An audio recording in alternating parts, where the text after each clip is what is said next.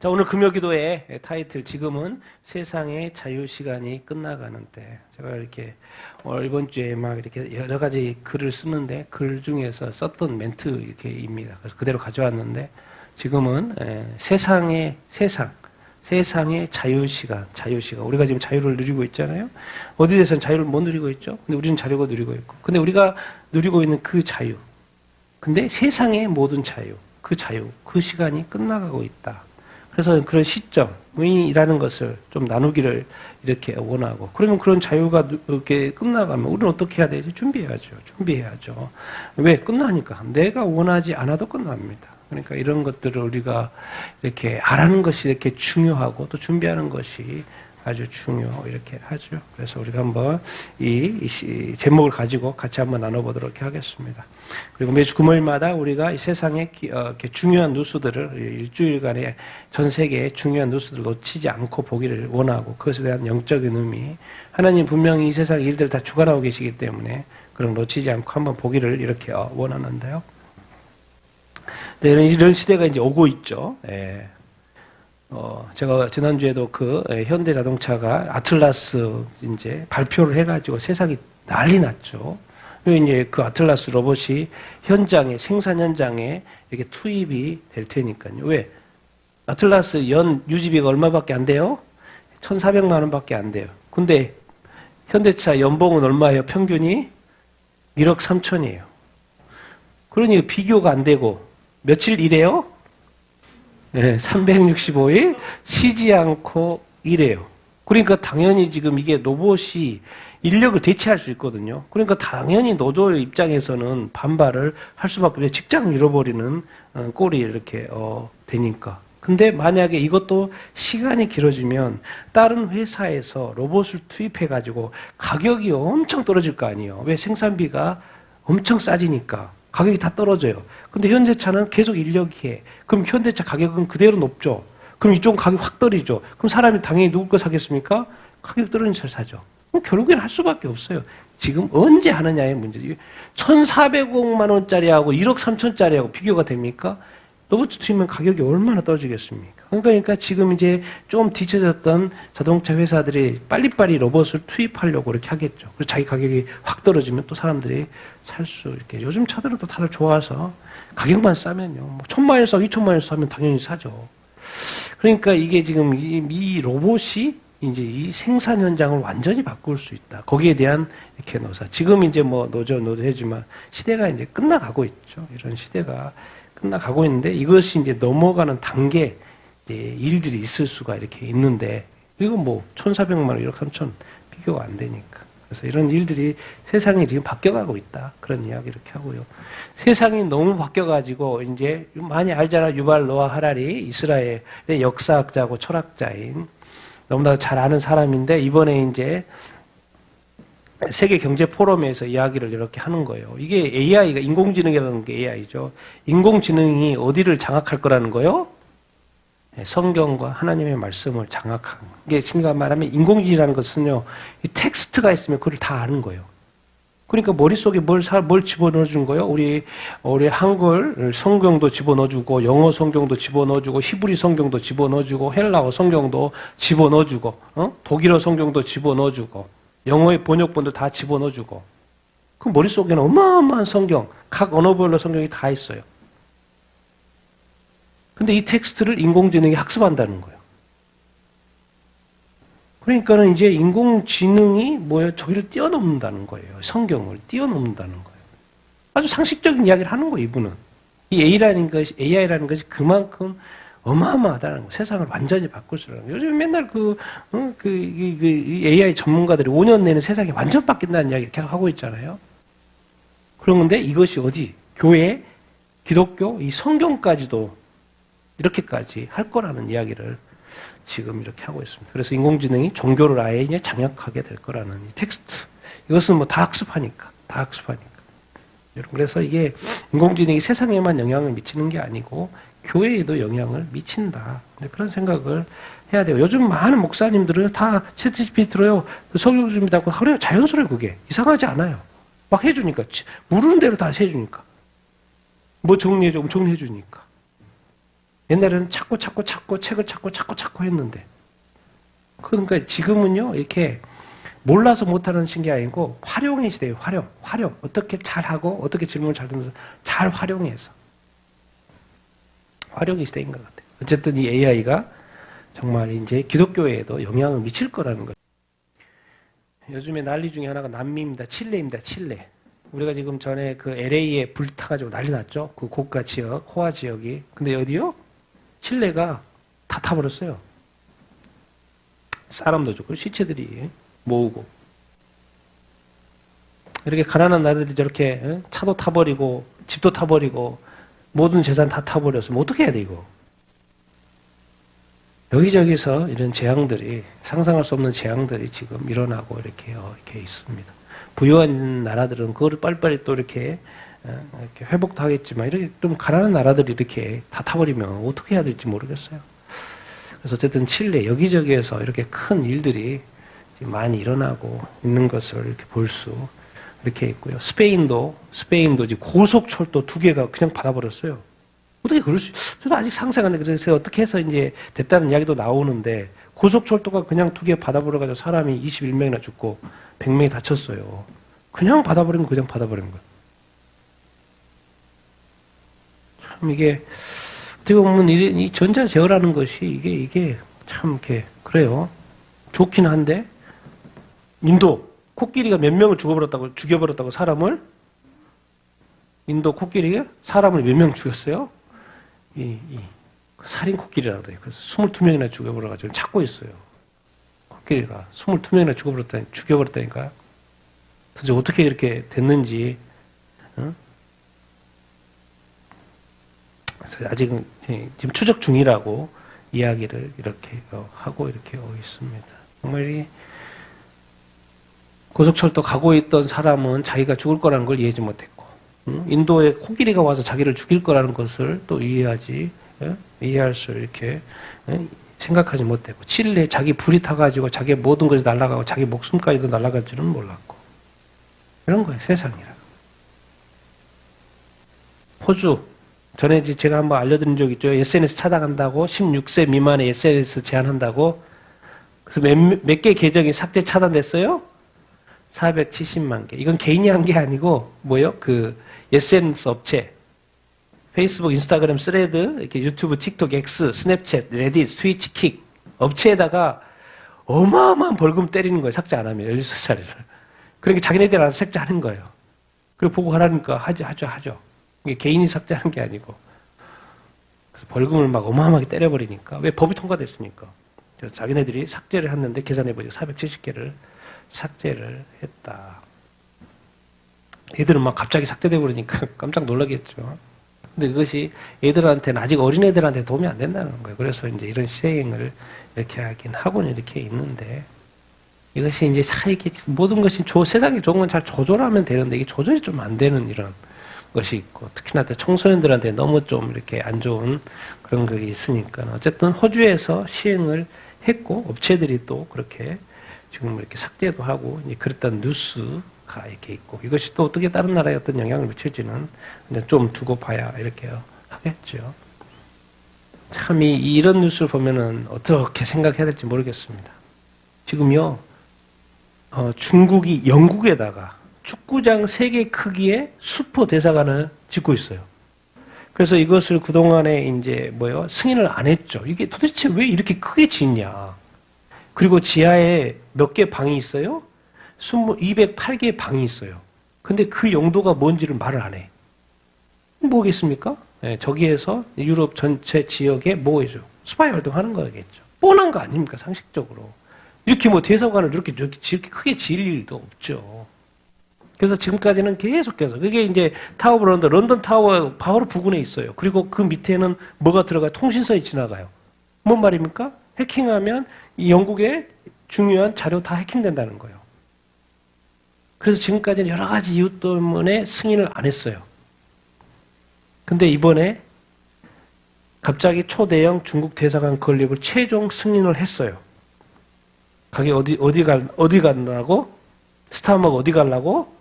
중국 가느라고. 가기 전에. 중국 시진핑 만나러 가기 전에 승인을 했어요. 왜 그렇겠습니까? 이제 안보 팔고 돈 달라는 거죠.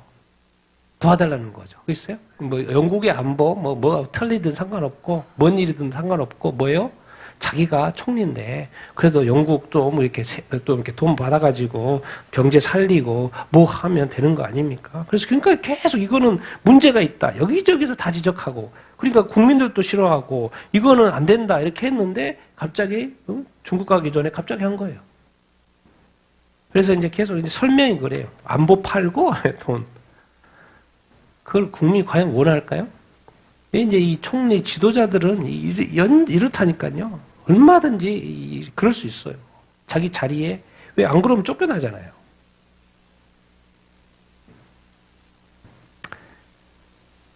왜 그린란드가 요즘에 뭔지 설명을 해요. 그린란드가. 왜 미국이 자꾸 그린란드를 이렇게 압박하고 이렇게 획득하려고 하는지 뭐 계속해서 요즘에 앞으로 계속해서 지금까지 뭔 일이 있었냐면 이 덴마크의 소유자인 이 덴마크하고 중국이 계속 협력하고 있었거든요. 그럼 결국 중국도 어디에 관심이 많았던 거예요? 그린란드에 관심이 많았어요. 그리고 그 군사기지인가가 뭐 60몇 개인가 뭐 그린란드에 있다고 하는데 거기에 러시아가 한 30개 가지고 있어요. 그러니까 뭐예요? 누가 지금 다 거의 다 하고 있어요? 중국과 러시아. 그리고 이제 그린란드를 왜 소유하려고 하냐면 러시아에서요 그린란드의 건너편에 쏘면 누가 있냐면 어디가 나오냐면 저게 미국이 있어요. 미사일을 그린란드의 영공을 통과하면 금방 와요. 근데 만약에 미국이 그걸 소유하고 있다 그러면 사이드로 와야 되잖아요. 그럼 더 늦죠. 여러 가지 안보 문제, 미국의 안보 문제하고 걸려 이렇게 있습니다. 그러니까 지금 나토, 북대서양 조약기구인 나토, 미국과 나토가 지금 이번에 이야기를 했어요. 아, 그러면 우리가 나토가 북대서양 조약기구, 우리가 중국하고 러시아의 북극 거점말을 막겠습니다. 지금 계속해서 중국과 러시아가 이 북극을 차지하고 항로를 확보하려고 하고 또 그린란드를 먹으려고 하는데 우리가 할게요. 중국과 러시아의 북극 거점말을 막게요. 그러니까 지금 이제 아는 거죠. 미국은 왜 이렇게 자꾸 이 북극 쪽을 또 이렇게 그린란드를 왜 이렇게 이미 먹고 있었던 걸 미국이 아는 거고 그것을 이제 막으려고 이렇게 하는 것이죠. 그래서 이제 뭐 이렇게 관세를 부과한다, 한다는데 철회했어요. 그리고 이제 트럼프 대통령이 그린란드의 어떤 기본 틀 이런 것을 이렇게 마련을 해가지고 이제 협력적으로 이렇게 가고 이렇게 있죠. 그린란드를 지킬 수 있는 것은 오직 뭐뿐이다? 미국뿐이다라고 주장을 이렇게 하는 거, 딴 거 없어요. 이 안보 문제가 아주 귀하고 또 거기에는 또 뭐가 있어요? 히토류가 있죠. 그래서 이번에 이제 관세 철회하고 막 이렇게 하고 또 나토하고 이렇게 이야기하는 이 과중에 유럽 관세 철회하면서 골든돔, 왜 골든돔을 하려고 그럽니까? 안보 때문에 그래요. 왜 거기 그린란드를 넘으면 바로 미국 칠 수 있거든요. 러시아의 비행기가 미사일이 날라오면. 근데 거기에가 안보로서 골든돔이 설치되면 오는 길에 뭐가 되면 차단이 되니까. 미국의 생명과 관련돼 있는 거예요, 지금. 그러니까는 그걸 확보하기를 원했던 것이고. 그리고 또 거기에는 뭐가 있어요? 히토리 등 광물 자원이 있으니까 이번에 또 그러면 관세 처리하고 또 나토하고 이렇게 협력을 이렇게 하면서 계속해서 광물 자원도 확보해 가는 그런 것까지 이제 획득을 하고 이렇게 있는 것입니다. 영국은 자기네들 안보를 팔고 뭐죠? 저기 하는 거. 뭔가 돈을 얻으려고 그러는데 뭐요? 여기는 이 안보가 중요하다는 거예요. 왜 안보는 생명과 관련돼 있으니까. 근데 안보를 지키려고 하죠. 누가 정상인가? 누군가에겐 자기 자리가 중요해요. 자기 생명, 자기 위신, 자기 권위가 중요하죠. 이번에 이제 다보스 포럼이 생겨서 세계 경제 포럼, 이게 글로벌리스트, 이게 세계 정부를 추진해 가는 과정에 경제 파트를 맡은 그 부분이 바로 이게 세계 경제 포럼이거든요. 그래서 세계 경제 포럼은 앞으로 세계 정부가 꾸려졌을 때 어떻게 이끌어가야 될지 그런 이야기를 하는 거예요. 자기네들은 그냥 하는 건데 뭐예요? 그게 그 초점이 앞으로 세상의 어떤 경제를 어떻게 이끌어갈 것인지 이야기를 모여가지고 하는 거죠. 맨날 매년마다 모여가지고 이번에도 이제 트럼프 대통령이 가서 연설을 이렇게 했는 다보스 가서 뭐라 그래요? 유럽 정책이라든가 유럽의 도덕성에 대해서 공개 뭐예요? 비판 대놓고 하는 거예요. 니들이 지금 뭐예요? 잘못 가고 있다.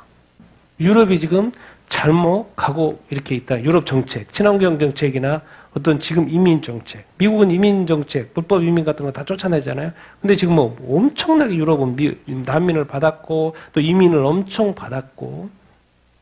그래서 유럽이 지금 옳은 방향으로 가고 있지 않다고 말하는 거예요. 트럼프의 입장에서. 유럽의 경제, 사회 정책과 도덕성을 공개 비판해. 유럽이 지속적인 정부 지출, 그리고 대규모 이민, 해외 의존적 수입하는 거, 경제 성장의 실패, 초래해 이렇게 했다라는 거예요. 그러니까 지금 유럽 같은 경우는 뭐 했어요? 지금 그 국방을 전혀 신경 안 썼죠. 그러니까 누구한테 먹혀요? 당연히 러시아한테 먹히죠. 그리고 에너지를 다 어디에다 의존했어요? 러시아에 의존했죠. 러시아에 의존하고 있으니까 모든 것이 다 의존적인 거예요. 이게 자기 자립이 하나도 안 됐죠.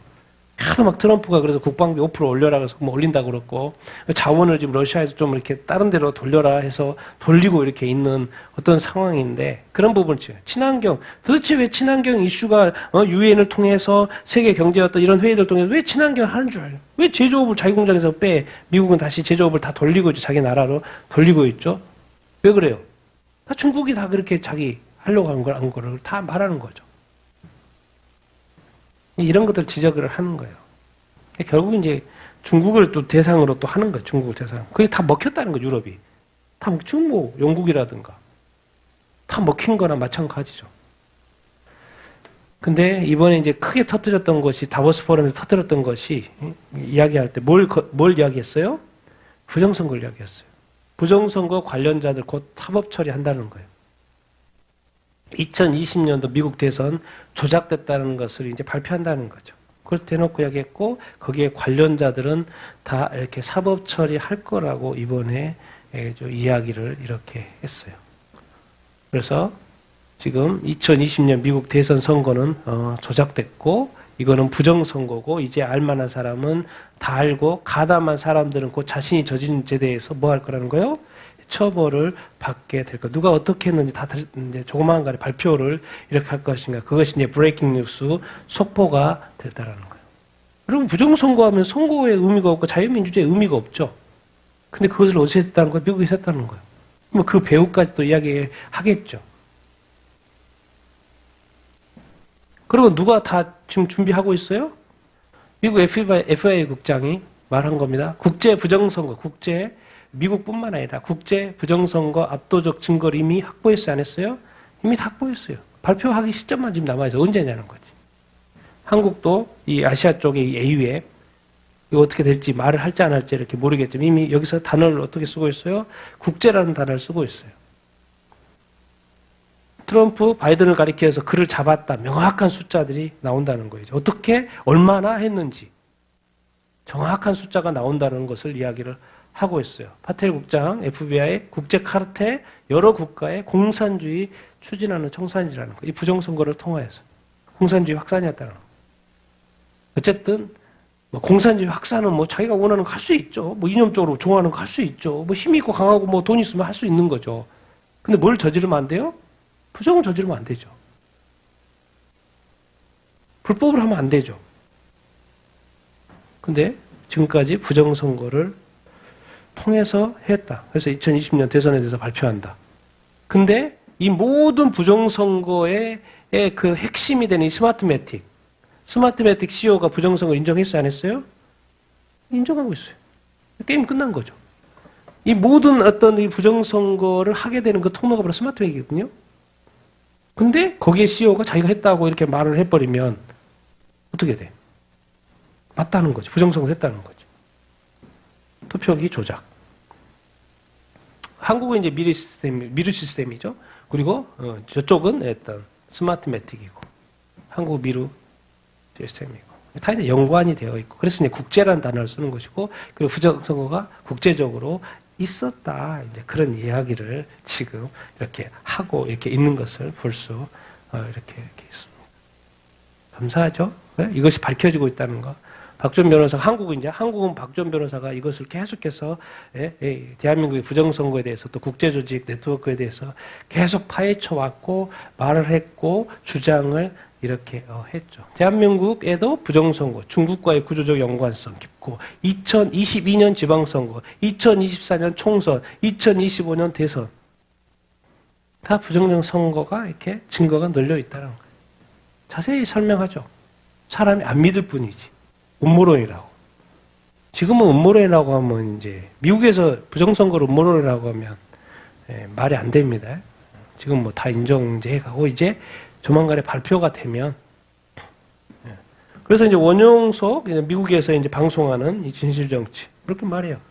부정선거 카르텔을 폭로한 이 시대의 진정한 용어. 모두가 다 이것이 음모론이라고 말했죠. 근데 미국에서 보시는 이 관점에서 보는 것은 이것이 진짜 용어 아니냐. 부정선거를 발표했으니까. 한국이 대한민국 계속해서 부정선거가 되면 그건 의미가 없지 선거가.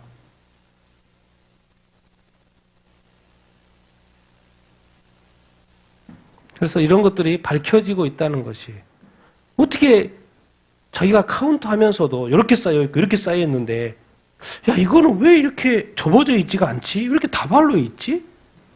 생각하면서 했을 거 아니에요. 자기가 세면서도 왜 이 수많은 이 다발 덩어리가 한 번도 접어진 적도 없지? 보통은 투표할 때 한 사람씩 할 때 접어서 놓지 않나? 많은 고민을 하면서 아마 뭐 이렇게 카운트를 했을 거예요. 이렇게 된 거죠. 부정선거가. 여기 김미영 박사님이 올린 거죠. 김미영 박사님도 오래전부터 이게 그 부정선거를 추적해 왔던 사람인 거고. 그러니까 지금 우리 한국은 그냥 부정선거가 그냥 쉽게 되고 있었던 것이죠. 근데 감사하게도 지금 미국이 그것을 이렇게 이제 이미 증거 확보를 했고 아시아 지역에서 어떻게 됐는지 한번 조만간에 발표되는 것을 한번 보고 봅시다. 어떻게 되는지. 일본이 이제 이란 시위 사망자 공식적으로 발표했어요. 예, 실명자가 3,000명이라 3,117명. 자기네들이 하여튼 너무 많이 줄인 것 같아. 너무 많이 줄인 것 같고 여기저기 보도에서하고는 너무 안 맞죠. 그래서 공식적이죠. 이란에서 공식적으로 첫 공식 발표가 났는데 시위 사망자가 몇 명이요? 317명이다 라고 이야기를 이렇게 했는데 이제 다른 언론에서는 5,000명이다. 로이터에서는 5,000명이다. 또 반정부 시위 어떤 그쪽에서는 몇 명? 16,000명이다. 또 뭐 어떤 뉴스에서 뭐 2만 명이다. 이야기를 하고 있고. 그래서 이제 뭐 근데 이거 toxic chemicals 뭔 말이에요? 독성 화학 물질을 쓴 것 같다. 왜? 이 사람이 뭘 쓰고 있어요? 방독면을 쓰고 있어요. 그럼 도대체 왜 방독면을 쓰고 있지? 총을 들고 쏘는 건 총 가지고 다니는데. 근데 방독면을 쓰고 있어. 그래서 독성 화학 물질을 썼다는 주장이 지금 나오고 이렇게 있지요. 그래서 뭐 눈에 또에 귀에 이렇게 해가지고 보지 못하고 눕게. 그래서 눈 이렇게 다친 사람이 많다고 그러죠. 그리고 지금 뭐 기관총이 달린 트럭이 지금 뭐 차들이 그 시내에 가득 쫙 깔려 있고요. 그리고 이제 지금은 이게 이런 뉴스도 있더라고. 이란 군한테 야 빨리 쏴 발포해 그랬는데 군인이 저기 한 거예요. 나는 발포 못해. 군인이 그런 건 뭐예요? 군인이 이게 명령에 불복종하면 대화한대요? 안 되죠. 그래 그 군인 감옥에 집어넣었다고 그러더라고. 나는 발포 못해요. 그런 군인이 또 있었나 봐요. 양심 있는 군인이 이렇게 있었나 봐요. 그렇게 하고 그리고 이제 이 군대를 어디서 왜 이렇게 막 함부로 막 할까 하고 봤더니 많은 용병들을 데려왔는데 누구를 용병을 데려온 거예요? 헤즈볼라 용병들이 많이 여기서 들어와 있대요. 그리고 다른 민병대, 이라크에서 민병대들 또 많이 데려왔대요. 그네들이 돌아다닌 거예요. 그러니까 뭐요? 막 하는 거예요. 막 하는 거예요. 그런 뉴스들이 그냥 자세하게 자기네들끼리는 안 했지만 어떻게든 다 흘러나오고 있는 어떤 상황, 이렇게입니다. 이게 이제 알게 되는 거죠. 뭐가 문제였다? 그 정권이 가짜였다는 것을. 국민을 저렇게 마음대로 얼마든지 죽일 수 있는 정권이라는 것을. 왜? 그냥 화면에 내려오면 되잖아요. 뭐 화면에가 다 하려고 그래. 그동안 했으면 됐지. 다른 사람이 하게끔 하면 되지. 좀 돌아가면서 하면 안 되나?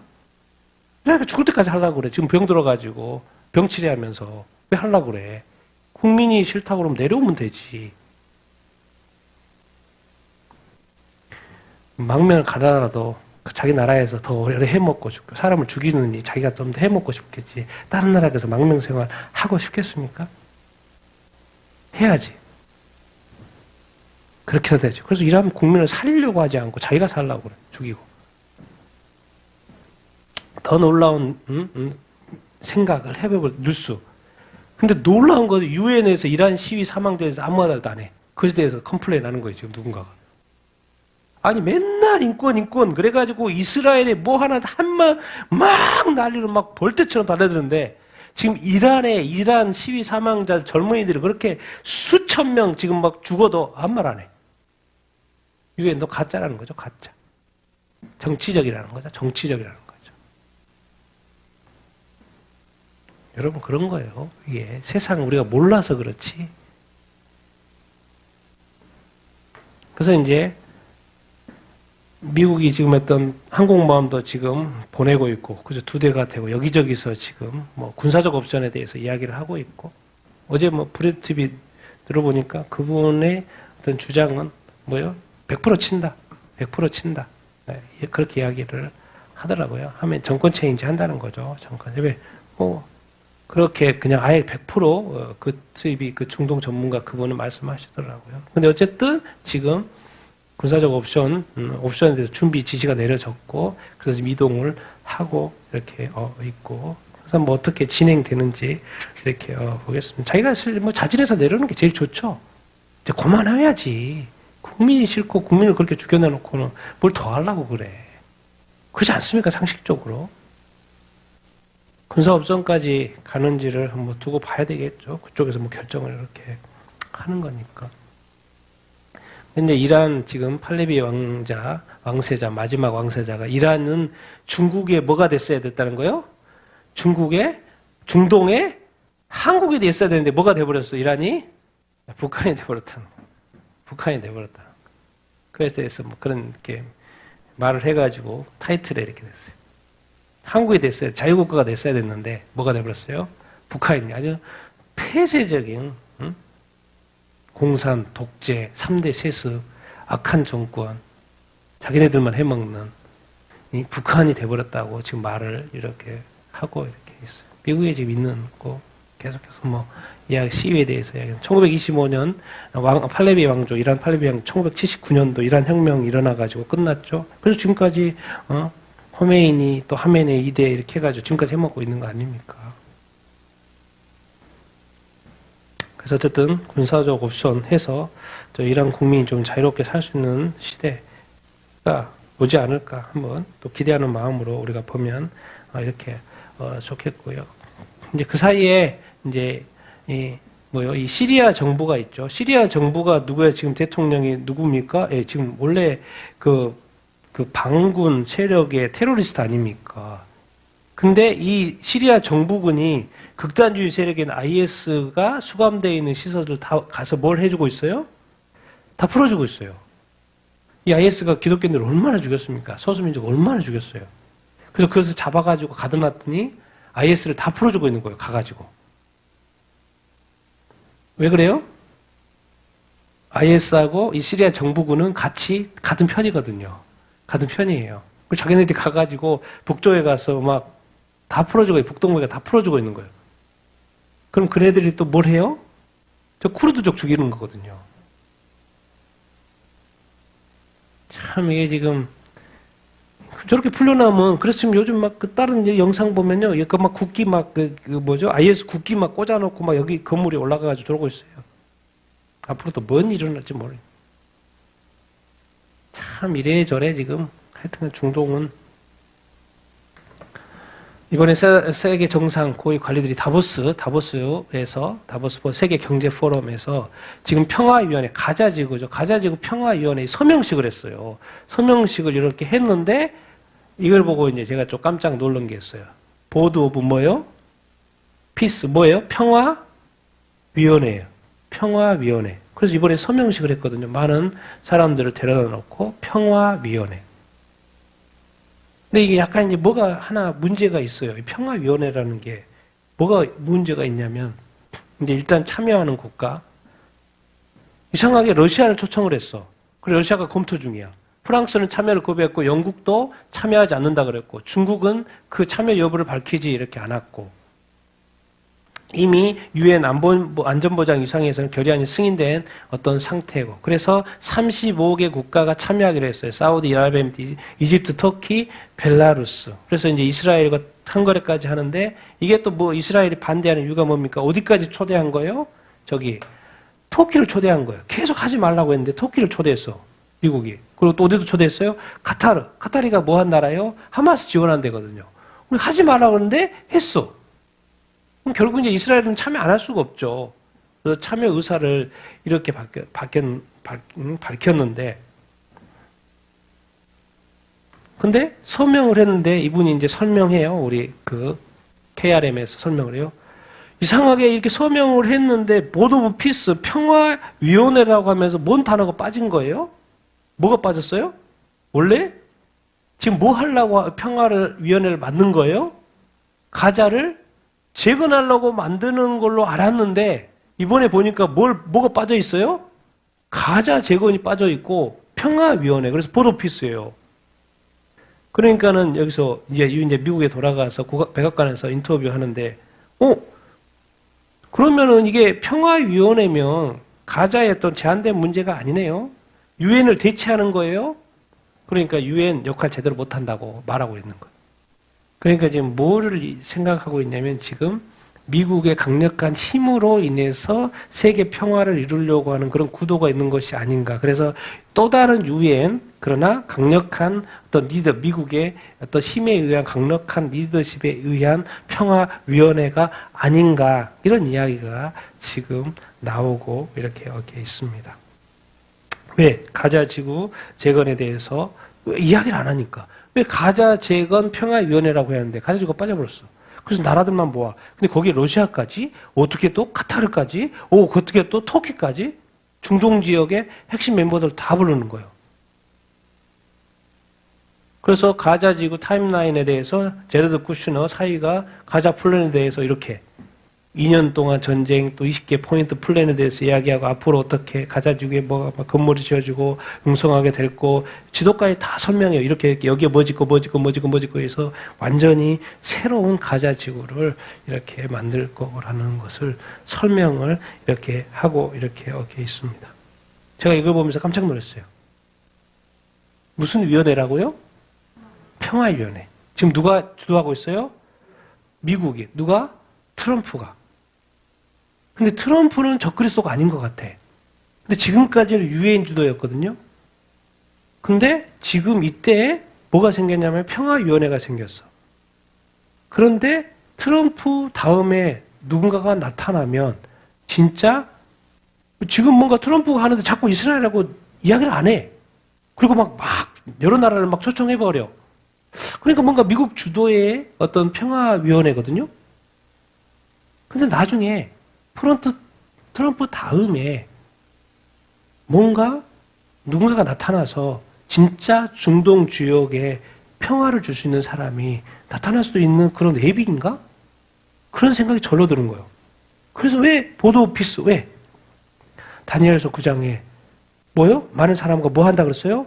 평화 조약을 맺는다 그랬죠. 누구를 위해서? 이스라엘 위해서. 이스라엘에 평화를 갖다 주고, 평화를 갖다 줘야지 뭘 지을 수 있어요? 삼성전을 지을 수 있거든요. 근데 여기는 아닌 것 같아. 뭔가 자기 막 주도해버려. 미국의 힘으로 어떻게 해보려고 그래. 이거는 딱 봐도 뭔가 그 다음 어떤 사람이 나타나면 진짜 뭐가 될 수 있는 이스라엘의 진정한 평화. 그래서 그 그림이 아닌가?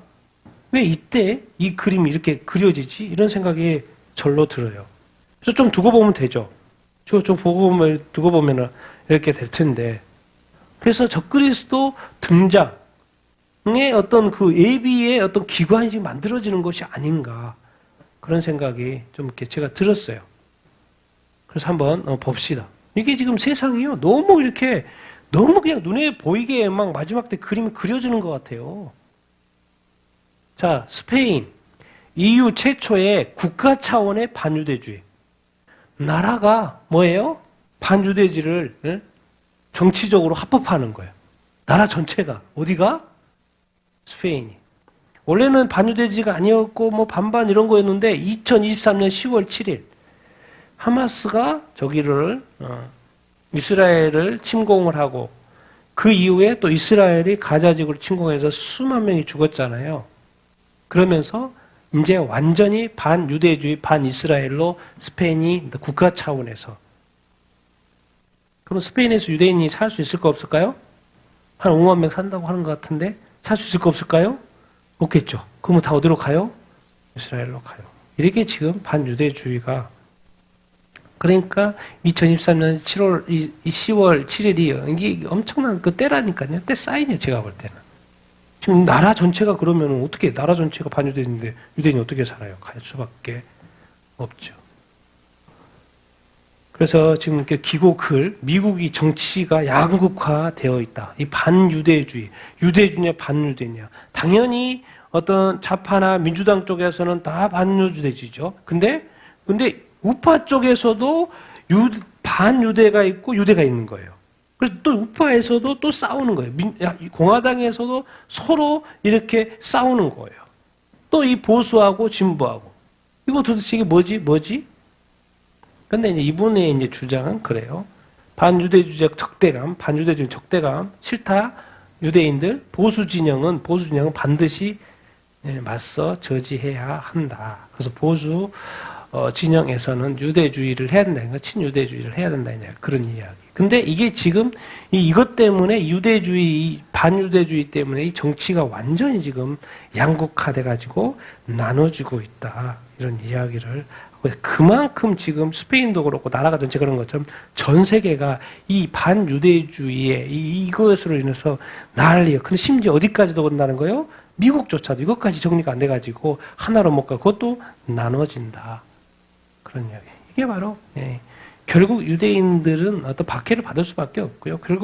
그래서 결국 더 많은 유대인들, 1,500명 중에서 500명밖에 남지 않았는데 이미 1,000명이 많이 돌아가 있고 그 인원조차도 이스라엘로 돌아갈 수밖에 없는 상황이 지금 되고 있다. 그런 흐름만 알고 계시면 됩니다. 우리 한국 이야기 잠깐 이야기하면 우리 박진경 대령 4.3 사건 알죠? 거기에 유공자를 뭐 한다는 거예요? 취소한다는 거예요. 대한민국 역사를 다 바꾸는 거예요. 왜? 저 사람의 증언이 그 당시에 4.3 사건의 실체를 자세하게 설명하고 있거든요.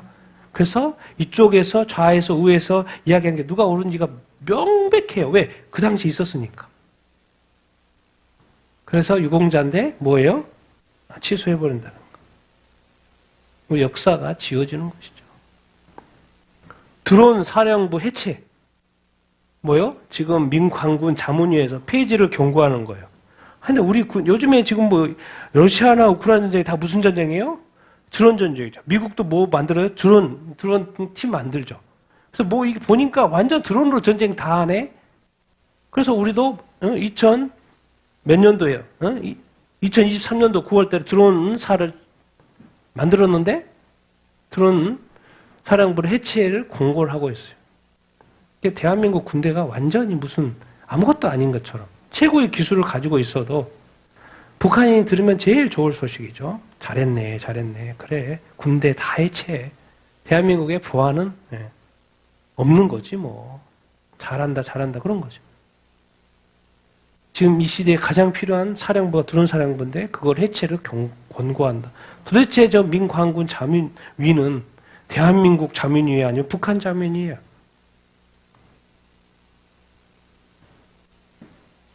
갑자기 이게 떴어요. 이게 왜 여기에서 보수 기독교를 이렇게 탄압한다는 예고가 뜨지? 그래서 제가 자료를 쭉 찾아봤어요. 그런데 또 운정참전교에서도 목사님이 교회 해산법에, 단어가 교회 해산법은 아니죠. 근데 교회 해산법이 발의됐다고 설명을 쭉 하고 있어요. 그래서 정확히 뭔가 했더니 또 찾아보니까 뭐가 있어요? 민법 일부 개정 법률안이 올라와 있어. 그럼 뭐지? 내용을 왜 이야기하지? 내용을 자세히 읽어보니까 교회 해산법이라는 말이 맞아요. 왜요? 현행법은 비영리법인 목적 외에 사업을 하거나 설립허가 조건을 위반하거나 기타 공익해야 하는 경우에 취소할 수 있다고 했는데, 자, 조직적 반복적으로 중대한 범죄를 저지르거나 헌법상 종교 분리 원칙을 뭐하면 위반하면 어떻게 되냐? 법인 설립 허가 취소 사유가 된다는 거예요. 그리고 구체화하고 있다는 거예요. 법인 사유, 교회 법 끝나는 거예요. 교회 해체가 가능하다는 거예요. 반사회적 법인의 자녀 재산. 그럼 교회가 재산이 있을 거 아니에요. 근데 그거를 굳고 귀속한다는 거예요. 국가가 가져간다는 거예요. 그러니까 지금 말하는 거예요. 지금 뭐 이렇게 무슨 교회, 손일보 목사님 교회나 그런 교회는 뭐요? 해체가 가능하고 뭐요? 재산도 국가가 가져갈 수 있도록 개정한다는 내용인 거예요. 이건 거예요. 그러니까 이제 말이 교회 뭐요? 해산법이요. 근데 여기에 이제 제가 다룰 게 헌법상의 종교 분리 원칙을 뭐하면 위반하면. 그냥 읽으면 뭐 종교 원칙 위반했으니까 그래도 되겠지. 그렇게 이해할 수 있겠죠. 근데 이게 얼마나 엉뚱한 이야기냐면은 정반대 이야기를 하고 있는 거예요. 종교 분리 뉴스를 찾아보니까 이게 또 나와. 종교 분리 내세운 뭐요? 그래서 개신교 수사 가능성에 대해서 언급을 했다는. 개신교를 수사를 해? 뭔 말이지? 종교 분리 가지고. 그래서 주장은 그런 종교 분리 원칙이 무너지는 일이 없어야 되죠. 당연히 없어야 되죠. 있으면 안 되죠. 당연히 엄중한 처벌을 받아야 돼요. 그리고 당연히 법률 보완을 하는 게 다 맞아요. 다 틀린 말이 아니에요. 근데 이제 법조계에서 헌법상의 종교분리의 뜻이 뭔지를 설명을 하고 있어요. 여기에서 신문에서. 법조계에서 종교분리의 본래 뜻을 뭐 하고 있다는 거예요. 지금 보니까 이 정부가 왜곡하고 있다는 거예요. 헌법의 취지를 심각하게 왜곡하고 있다는 거예요. 헌법이 말하는 종교분리는 뭔 말이냐면 국가 권력이 종교를 지배하거나 뭐 하지도 못하도록 막아놓은 거예요. 통제하지 못하도록 막아놓는 장치인 거예요. 그래서야지만 뭐가 보호가 돼요? 종교의 자유가 보호가 되도록 만들어 놓은 것이 헌법 정신이고 그게 종교 분리인 거예요. 근데 이 뭐예요? 해석을 어떻게 하고 있는 거예요? 반대로 하고 있는 거예요. 그래서 그 법을 만드는데 거기에 종교 분리 원칙을 하면 교회가 교회에서 종교에 대한 이야기를 이렇게 한다거나 또 이렇게 반대한다거나 그럼 뭐예요? 네. 종교 분리 원칙에 위반되니까 그게 아니라니까요. 우리 그리스도인들이 교회의 목사님들이라든가 성도들이 분명히 알아야 될 것은 대통령이 그렇게 말하는 것 자체가 지금 정반대 이야기하고 있다니까요. 헌법에 국가 권력이 종교를 지배하고 통제하지 못하라고 만들어 놓은 게 종교불이라니까요. 종교에 대해 이야기하지 말라는 이야기 아니고. 그러면 저는 이렇게 들어요. 종교에 대해서 말하지 말라는 것은 우리한테 투표하지 말라는 이야기예요. 우리 지역구의 국회의원이 뭐 하는 거에 대해서 관심 갖지 말라는 이야기예요. 범죄를 저지르든 뭘 저지르든 우리 지금 지역구의 국회의원 범죄 저질러가지고 재판받고 있잖아요. 관심 갖지 말라는 거 무슨 죄를 짓든 그런 이야기가 아니라니까요. 그런 이야기가. 근데 그거를 정부는 정반대로 해석하고 있고 그래서 위반하면 뭐예요? 교회 법인 취소 재산을 뭐에 귀속시킬 수 있다? 그런 법을 만들어요. 더 놀라운 뉴스는 이게 또 놀라운 뉴스지만요. 더 놀라운 뉴스가 있어요. 자, 이동환 출교, 감리교에서 출교를 시켰어. 근데 수원 고등법원에서 뭐라고 판결한 거예요? 무효라고 만들어버린 거예요. 그래서 지금 교회가 난리 났어요. 아니, 사법부가 개입을 해가지고 종교의 자유와 교회 자치권을 침해했네? 뭐해서 이렇게 출교를 한 거예요? 동성애 때문에 출교한 거 아닙니까? 근데 이것을 절차적인 위법성으로 해가지고 또 무효라고 판단을 한 거예요. 아니, 절차적인 정당성이 아니라 그 교단에서 판결을 한 것은 이 핵심이 뭐예요? 동성애를 뭐 했기 때문에? 찬송 동조했기 때문에 그런 거 아니에요. 그래서 이 출교를 했는데 이걸 무효화하면 이게 뭐예요? 신앙과 이 신학까지도 누가 판단하는 거예요? 더 이상 교단의 의미가 없는 거예요. 아무리 판단해도 법원에 가면 그걸 뒤집어 엎으면 무슨 소용이 있어요? 그건 법원이 소유가 있는 거지. 종교 자유가 어디가 있는 거예요? 법원에 무슨 위원회 무슨 소용이 판결 무슨 의미가 있어요? 그걸 이야기하는 거예요. 어떤 목사님 그래서 여기는 기장 신앙 고백 정명 충돌된다. 동성애와 퀴어 신학은 기장 신앙 고백과 정명 충돌된다. 그런 이야기. 당연하죠, 당연히. 그러니까 성경을 거역하니까 지금 우리가 문제를 삼는 거지. 그 사람을 싫어하는 게 아니라 성경에도 그건 죄라고 말하니까 우리가 죄라고 말을 하는 것 뿐이죠. 더 놀라운 것은 정부에서 지금 뭐 하고 있냐면 종교단체에서 뭘 의견 조회하고 있어요? 차별금지법 물어보고 있어요. 무슨 절차를 밟고 있는 거? 당연히 교회에서는 반대하죠. 여기 정확히 아십시오. NCGK는 특정 견해 표명했어요? 안 했어요? 안 했어요. 그럼 찬성이지. 안 했으면 찬성하지. 차별금지법 만들어도 된다고? NCGK. WCC, NCGK. 같은 라인. WCC 한국지부, NCGK. 그 뭐예요? 다 동성애 주장하는. 이건 뭐예요? 지금 절차를 밟는 거죠. 우리는 나중에 법을 통과시키더라도 뭐예요? 물어봤다. 그 절차를 밟는 거죠. 우리는 끝에 왔습니다. 제가 볼 때는. 그런데도 이것에 대해서 아무 문제의식을 못 느낀다면 그건 뭐 할 수 없는 거죠. 우리 슈나이더 목사님 가장 최근에 올린 글. 우리는 예수님의 재림이 어디에 와 있다는 거요? 예수님 재림 직전에 와 있다. 누가 이렇게 말합니까, 사실? 유대인 크리스찬 랍비가 말하는 거요. 예수님 재림 직전에 와 있다는 거. 진짜 마지막 때 살고 있다. 예림 직전. 그러면서 이제 앞에 설명을 쭉 합니다. 왜 그렇게 그런지를 걸 쭉쭉 설명을 해요. 여러분도 뭐 보신 사람이 있을 수도 있겠지만 이런 단어를 쓰고 있어요. 누가 이렇게 말해요? 근데 제 말이 아니고 유대인 랍비 슈나이더 목사님 말이에요. 주님께 완전히 헌신하지 않았다면, 주님 앞에 서서 자기 삶을 고백하게 될 것을 깨닫지 못했다면, 우리는요, 다 주님 오시면 주님 앞에 선다니까요. 그래서 자기 삶에 대해서 반드시 주님 앞에 고백하게끔 돼 있어요, 구조적으로. 근데 그걸 깨닫지 못하고 있다면, 지금 무릎을 꿇고 주님을 바라보면서 뭘 구하라는 거예요? 용서를 구하라는 거예요. 근데 지금 용서를 구하지 않으면 어떻게 된다는 거예요? 주님 앞에서 난리가 난다는 거죠. 그래서 진심으로 죄를 뭐하고? 뉘우치고 뭐하고? 슬퍼하고. 그 다음에 이제 회개단을 써요. 주님께 돌아가 뭐하고? 회개하고 자기의 삶을 뭐해라? 드리십시오. 하나님의 은혜와 힘으로 지금 누구를 위해 살겠다고 결단하라고요? 예수님을 위해서 살겠다고 결단하십시오. 오늘부터 자기 십자가를 지고 자기를 뭐하고? 부인하고 누구를 따르라는 거요? 주님을 따르라고. 오늘 찬양의 가사처럼 자기를 부인하고 누구를 따르라는 거요? 주님을 따르라고요. 이 말이에요. 재림 직전이라고 그러잖아요. 생각보다 빨리 주님이 돌아오신다는 거예요. 돌아오시면 뭐가 되는 거예요?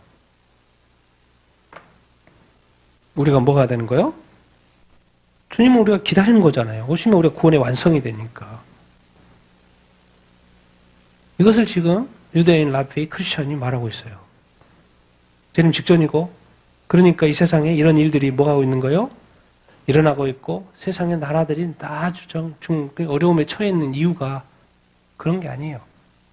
이 세상에 죄악이 가득 찼기 때문에 그러는 것이고, 그 죄악 때문에 지금 저 여기저기서 난리 지금 시위를 하고 이렇게 있는 것이고, 그 또 죄악 때문에 뭐요? 나라들이 자연 재앙이 이것들을 이렇게 당하고 이렇게 있는 것이고, 이분이 계속해서 설명해요. 이 세상에 지금 일어나고 있는 이 죄악, 세상에 가득 찬 죄악들을 보면 볼수록 나는 느낄 수밖에 없다. 주님이 다시 이 세상에 가득 차 있는 거 보니까 죄악이. 주님이 재림했다라고 내가 말할 수밖에 없다는 걸 자꾸 표현하는 거예요, 이분은. 그래서 어떻게 빠냐? 정말 생각보다 빨리 오실 것이고 재림 직전에 있다. 그러니까 뭐 해라? 주님이 오시는 것은 때에 오시는 것이 우리가 알지 못하는 때에 오셔. 근데 오시면 뭔 일이냐면 우리가 주님 앞에 서야 된다, 안 서야 된다? 서야 된다라는 것을. 그때 그것에 대해서 분명히 그래서 회개하고 준비해라. 그런 이야기를 이렇게 하고 이렇게 하고 있습니다. 난 여러분들이 잘 준비하게 되길 바랍니다. 그리고 구원을 정말 이렇게 받을 수 있는 여러분이 다 되기를 예수님의 이름으로 축원드립니다. 아멘. 자, 우리의 싸움이 뭔지를 한번 뭐 잠깐 언급하고 가겠습니다. 같이 읽겠습니다. 시작.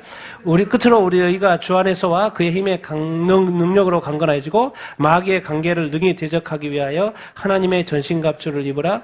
우리의 씨름은 혈과 육을 상대하는 것이 아니요 통치자들과 권세들과 이 어둠의 세상 주관자들과 하늘에 있는 악의 영들을 상대함이라. 그러므로 하나님의 전신갑주를 취하라. 이는 악한 날에 너희가 능히 대적하고 모든 일을 행한 후에 서기 위함이라. 지금 여기서 성경에서 지금 에베소서 이야기죠. 에베소서 이야기예요. 가르쳐 주는 게 뭐예요? 주 안에서 일단 강건해 힘이 있어야 됩니다. 여러분 건강하시고 주 안에서 강건하시길 바랍니다. 근데 왜 강건해야 돼? 마귀의 관계를 뭐하기 위해서? 대적하기 위해서. 우리 힘으로 싸워서 이길 수 있는 마귀가 아니고 그 지혜라든가 이 계략이라는 것은 상상도 못하기 때문에 뭐요? 하나님의 전신갑주를 입으라는 거예요. 싸우기 위해서 입으라는 것이죠. 근데 누구하고 싸우지? 전신갑주를 입고 누구하고요? 통치자들과 누구요? 권세자들과. 뭐가 문제인 거예요? 지금 이 시대에 나라들마다 뭐가 문제인 거예요? 나라의 지도자들이 문제인 거예요. 나라들의 통치가 문제인 거예요. 이란의 문제가 뭔 거예요? 나라의 통치자들이 문제인 거예요. 지금 각 나라 보십시오. 미얀마에 누가 문제인 거예요? 그 나라의 통치자. 아프리카의 지도자들 보시면 몇 년씩 몇 번씩 해. 누구의 문제인 거예요? 지도자들이 뭔 거예요? 스타머 총리 영국 보십시오. 나라 보안 다 팔아먹고 자기가 더 자리도 몇 번 더 하겠다고 이름 올려도 보겠다고. 뭐가 문제인 거예요? 그런 거예요. 프랑스 마크롱 뭐가 문제인 거예요? 지도자가 문제인 거예요. 나라마다 알고 봤던 지도자가 문제인 거예요. 마귀가 어디서 역사해요? 누구를? 통치자를 잡으면 그 나라 다 잡을 수 있으니까. 그러니까 뭐 이란도 막 싹 죽이잖아요. 다른 데서 막 사람 데려가지고 막 죽이잖아요. 여러분 이 말씀 이해를 하겠습니까? 당연히 뒤에는 뭐예요? 이 어둠의 세상 주관자들이 있고 마귀의 악한 영들이 있죠. 당연히 이것도 있지만은 이 마귀의 관계가 어디를 잡는다는 거예요? 이 지도자들을 잡는다는 거예요. 북한의 김일성 하나 딱 잡으니까 뭐예요? 나라가 지금까지 7, 80년이 되도록 어두운 나라에 있고 교회가 다 사라지고 그 많았던 교회가 평양 대붕의 교회가 사라지고 하나. 그럼 이 시대에 우리나라는 당연히 안 그러겠습니까? 답은 그렇죠. 악한 날이 있을 거라는 걸 이야기하고 그걸 대적해야 돼. 그 다음에 뭐 해야 되기 때문에? 설 수 있어야 되기 때문에. 그래서 하나님의 전신갑주를 하는 거예요. 그 당시에도 로마 시대에 얼마나 핍박이 많습니까? 그걸 어떻게 대적해요? 그 다 마귀가 역사하는 건데. 로마 황제를 통해서 역사하는 건데. 같이 한번 읽어보겠습니다. 시작. 세상의 자유시간이 끝나간다. 세상의 심판이 다가온다. 교회의 자유시간도 끝나간다. 교회의 인내 시간이 오고 있다. 세상의 자유시간이 끝나면 당연히 교회의 자유시간도 끝나는 거죠. 교회는 뭐 괜찮을 거라고 생각하시면 안 됩니다. 세상의 심판 시간이 오고 있어요. 그러면은 뭐요? 세상은 이 죄악 때문에 심판을 받는데 결국 교회는 뭐 해야 돼요? 인내해야 되죠. 문제는요. 언제 죽느냐? 빨리 죽느냐? 늦게 죽느냐? 왜? 이제 더 이상은요. 이 생명 존중이라는 이게 없어진다니까요. 이 심판의 때는. 그래서 뭐죠? 일곱 나팔. 6번째 재앙이 뭐예요? 이 세계 인구의 몇 분의 1이 죽어요? 3분의 1이 죽어요. 심판을 하는데 6번째 나팔 재앙에 세계 3분의 수십억이 죽는다니까요. 거기에 죽느냐 아니면 조금 더 늦게 죽느냐 빨리 죽느냐 그거죠. 교회의 인내의 시간이 오고 있다니까요, 여러분. 제 말이 아니로 지금 라비 목사님 말하잖아요. 자, 첫 번째 복, 두 번째 복 읽어보겠습니다. 시작. 하나님이 자기 형상 곧 하나님의 형상대로 사람을 창조하시되 남자와 여자를 창조하시고 하나님이 그들에게 복을 주시며 하나님이 그들에게 이르시되 생육하고 번성하여 땅에 충만하라. 땅을 정복하라. 바다와 물고기와 하늘의 새와 땅에 움직이는 모든 생물을 다스리라 하시니라. 여호와께서 아브라함에게 너는 고향 본가 친척과 아버지의 집을 떠나 내가 내게 보여줄 땅으로 가라. 너를 축복하는 자에게는 내가 너를 복을 내리고 너를 저주하는 자에게는 내가 저주하리니 땅의 모든 족속이 너로 말미암아 복을 얻을 것이라 하시는지라. 처음에는 사람, 남자, 여자, 아담과 하와를 만들었죠. 죄짓기 전입니다. 그렇기 때문에 잘 먹고 잘 살아 이렇게 말하는 것이고. 그런데 죄를 지어버렸어요. 그러니까 다시 이제 시작을 해야 돼. 그래서 아브라함을 부르신 거고, 여기도 땅, 이제 하나님 만드신 그 땅에 충만해서 잘 살아. 자손 낳고 잘 살아. 그랬는데 이제 아브라함 부를 때는 하나님이 특별 땅을 준비해요. 특별 지시한 땅이 있어요. 그냥 일반 땅이 아니고 내가 내게 보여줄 땅. 왜? 너의 고향 친척 아버지의 지금 뭐예요? 갈대아 우르 우상이 가득한 땅. 우상의 땅에서 떠나야 된다는 거예요. 그리고 내가 지정한 땅으로 간다는 거예요. 거기가 어디예요? 가나안 땅. 그 땅, 가나안 땅은 뭐예요? 천국의 상징이죠. 적과 꿀이 하는 땅. 이제 땅은 땅인데 땅 안에 있는데 하나님이 지정하는 땅. 이 시대에 정말 이 하나님이 지정하는 땅이 어디예요? 교회예요, 교회. 이 신약시대는 교회. 예수 그리스도의 피값을 세우신 교회. 이제는 뭐예요? 땅 생육하고 번성 안 하더니 이제 축복과 저주로 바뀌어. 축복 아니면 저주다. 근데 왜 아브라함을 불렀지? 땅의 모든 족속이 뭐 하려고? 복. 여기 너 복 받아. 그랬는데 여기서는 뭐예요? 땅의 모든 족속한테 복 주려고. 복이 바뀌어요. 아담에게 줬던 복이 어떻게 바뀌는 거예요? 잘 먹고 잘 사는 세상의 복이었어요. 잘 먹고 잘 사는 게. 근데 뭐로 바뀌어요? 이제 아브라함부터는 구원의 복으로 바뀌어요. 그래서 갑자기 축복 저주를 안 해. 그게 그렇게 될 수 있다는 거예요. 아브라함이 네가 축복의 통로가 될 수 있고 또 뭐가 될 수 있다는 거예요? 저주의 통로가 될 수 있어요. 왜? 세상은 먹고 마시고 이렇게 하는 건데 이 구원의 문제는 천국과 지옥의 문제거든요. 그래서 예수 믿고 구원받는 것이 천국 축복인 것이고 또 예수 믿지 않고 지옥 가는 것이 저주죠. 그 세상의 복이 구원의 복으로 바뀐 거예요. 우리가 이걸 알아야 돼요. 성경을 읽을 때 어떤 다음 단계로 넘어왔다라는 거. 구약에서 신약으로 넘어왔다. 이스라엘 지금 못 넘어와 유대인들이 구약에서 신약으로 넘어왔다라는 거. 메시아제 오기 전과 메시아 오기 이후에 그리고 또 2000년 예수님이 다시 재림할 때 이게 다 틀리다는 거예요. 그리고 우리 세대는 뭐예요? 이 마지막 때 마지막 세대 아닙니까 우리가? 그렇게 다 말하니까. 왜? 유대인 납비가 말하잖아요, 지금. 우리 때 주님 오실 것 같다. 그리고 이미 오실 거라고 직진, 나이도 들었는데, 자기, 살아있는데, 오실 것처럼 이야기 하잖아요. 그래서 지금은 이 구원의 복을 정말 꼭 반드시 지켜야 될 줄로 이렇게 믿습니다. 그리고 여러분, 정말 이 구원의 통로가 되기를 바라고요. 복음의 통로가 되기를 바라고, 축복의 통로가 되기를 바랍니다. 그리고 정말 저주가 다른 사람의 구원을 막아버린다든가, 다른 사람에게 어떤 어떤 뭔가 구원을 막는 그런 일들을 한다든가, 이런 어떤 저주의 통로가 되면 안 돼요, 여러분. 두려움과 떨림으로 우리가 살아야 되고, 두려움과 떨림으로 말하고 행동해야 돼요. 왜? 말하잖아요, 라피 목사님이. 주님 앞에 서서 다 그거 계산한다고. 자, 우리 마지막으로 읽겠습니다. 시작. 아브라함과 다윗의 자손 예수 그리스도의 계보라. 하나님의 아들 예수 그리스도의 복음의 시작이라. 이날 요한이 예수께 자기에게 나오심을 보고 이르되 세상 죄를 지고 가는 하나님의 어린 양이로다. 예수께서 나와 말씀하여 이르시되 하늘과 땅의 모든 권세를 내게 주셨으니 그러므로 너희는 가서 모든 족속으로 민족을 제자 삼아 아버지와 아들과 성령의 이름으로 세례를 베풀고 내가 너에게 분부한 모든 것을 가르쳐 지키게 하라. 아멘. 지금 아브라함을 불러서 땅의 모든 족속을 축복한다고 그랬죠. 너를 통하여서, 그래서 너를 그 아브라함을 통해서 또 다윗을 통해서 이스라엘을 통해서 누구를 보낸 거예요? 예수 그리스도를 보낸 거죠. 신약에 딱 오니까 하나님의 아들이다. 그 사람은 마리아, 요셉의 아들이기도 하지만 정확하게 하나님의 아들 예수 그리스도다. 그것이 복음인 거죠. 근데 그분은 뭐하러 오셨나? 뭘 지으러 가려고?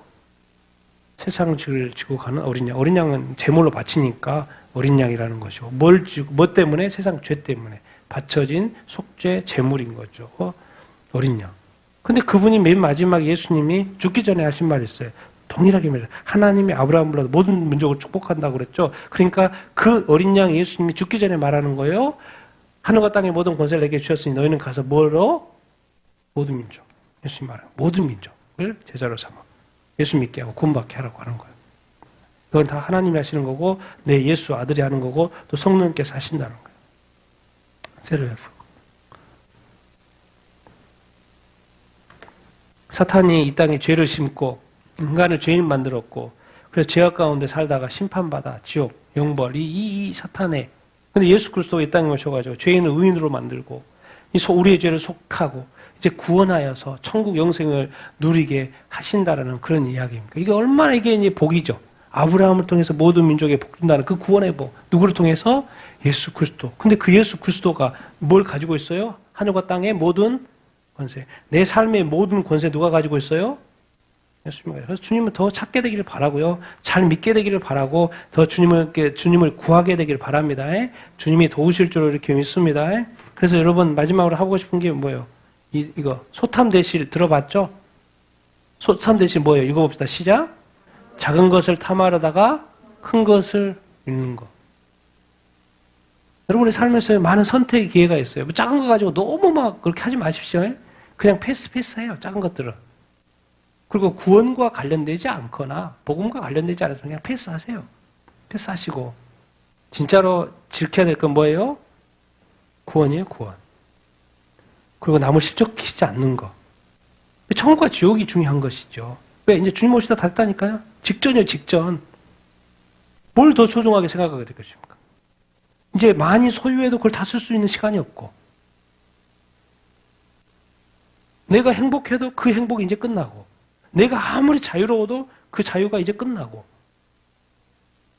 그 앞에서 내가 무엇을 소중하게 여길 것입니까? 예수 그리스도 아닙니까? 예수 그리스도는 믿음 아닙니까? 그리고 아직도 믿지 않는 사람에 대한 그 사랑, 그 용서와 그 사랑이 예수 믿을 수 있도록 또 복음을 전해주는 것.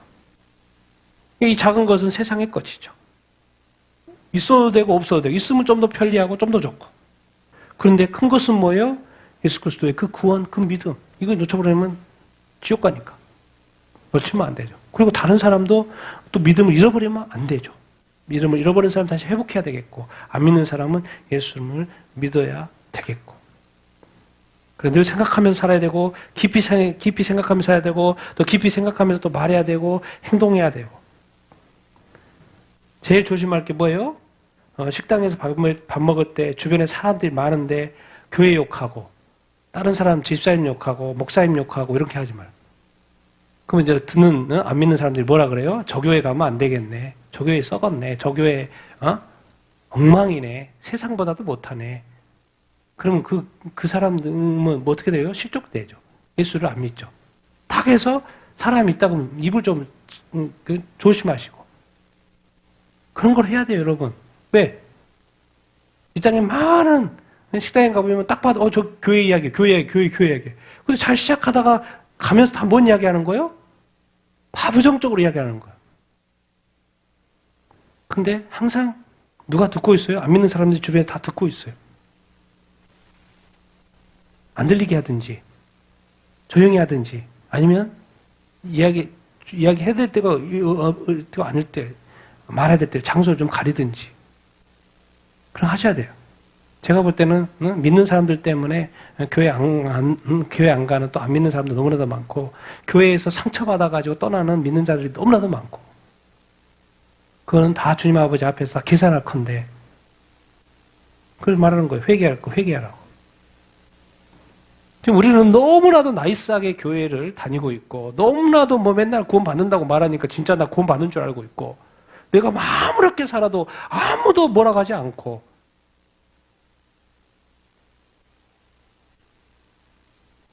근데 유대의 크리스천이 말하잖아요. 주님 앞에 서면한다는 건 그냥 아니에요. 자기 삶 평가한다고. 네 때문에 누가 몇 명이 나가 떨어졌는지 몇 명이 실족했는지 아니면 네 때문에 몇 명이 또 구원받았고 복음을 들었는지 진짜 중요한 게 뭐예요? 자기 자신의 유익과 좋은 거, 이 작은 것들은 좀 내려놓고 교회를 지키고 복음을 지키고 이 구원을 지키고 이 큰 것을 위해서 살고 근데 이 시대에 많은 교회와 크리스찬들 지금 이동안 이 판결도 그렇고 나라의 그것도 해석도 막 정법도 완전 반대로 해석하고 이 시대의 어떤 전 세계가 지금 동성결혼 합법화 다 돼버렸고 그러니까 재앙밖에 남은 것도 없죠. 그러니까 이런 일들이 일어나는 것이고 여기에 중요한 건 또 우리 대한민국에 또 교회 이제는 차별금지법 조회까지 하고 물어보고 왜 넘기기 전이니까 통과되기 전이니까 이런 현실 속에 우리가 살고 있는 이 앞에 주님 말씀에 깨어 있으십시오. 주님 근데 오실 때가 됐습니다. 주님 사랑하시고 주님 뜻대로 사십시오라고 말하는 이 이야기를 들을 수 있다는 게 얼마나 감사한 일입니까? 그래서 자기 죄에 대해 반드시 돌이켜보고 그리고 죄 짓지 않도록 또 죄를 지었다면 회개하면 되니까 주님 앞에 회개하고 그럼 뭐 도대체 왜 회개해야 돼요? 왜 좀 신경 써야 돼요? 주님 앞에 서니까 신라를 가까웠으니까. 그래서 이 세상의 자유시간이 끝나가는 이때 정말 우리가 주님 앞에 설 것을 생각하고 정말 거룩하고 정결하게 정말 깨끗하게 사는 여러분이 다 되기를 예수님의 이름으로 축원드립니다. 그 주님 앞에 점도 없이 흠도 없이 설 수 없이 또 부끄러움이 없이 설 수 있고 또 담대하게 기쁘게 설 수 있는 여러분이 다 되기를 예수님의 이름으로 축원드립니다. 그렇게 주님이 도우시고 인도하실 줄로 이렇게 믿습니다. 그래서 소탐대실 기억하시고 꼭 큰 것을 잃지 않고 많게 되기를 바랍니다.